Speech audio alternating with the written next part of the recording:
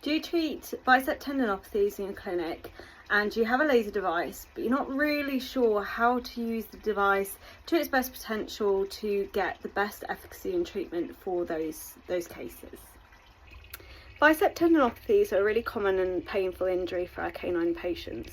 It affects directly the bicep brachii that we can see at the front here, just kind of at the front of the shoulder, and it leads to a lot of pain, inflammation, reduced mobility, not wanting to be as active as maybe the patient once was, often showing up as a subtle lameness and a reluctance to play and interest in kind of doing any form of activities really.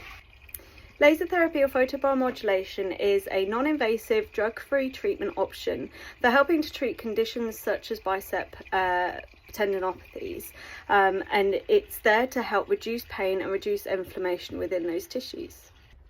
So being able to practically treat the bicep tendinopathy is really important.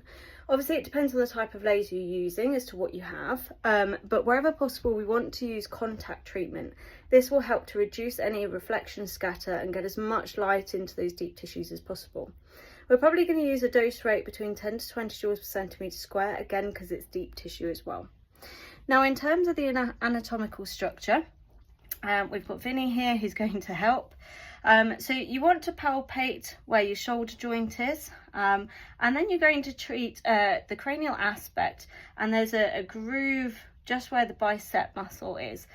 So we would treat alongside down to the mid-humerus, and we would be treating up and down and across over here to make sure that we're getting that whole bicep muscle. Bear in mind that if they have got a bicep tendinopathy, it's likely to impacting all of the shoulder and the forelimb. So wherever possible, if we can treat more of that forelimb, then that's going to be beneficial for our patient. We then treat 2 to 3 times in the first week, twice in the second week, and then once we're happy that we're getting beneficial response, we then wean down our treatment program. Ultimately, to get the best response from your laser for bicep tendinopathy, we will match this up with exercise prescription and maybe some manual therapies as well, depending on the patient. But it's great to know exactly where you should be treating, what sort of dosing and frequency to help you get the best results out of your treatment.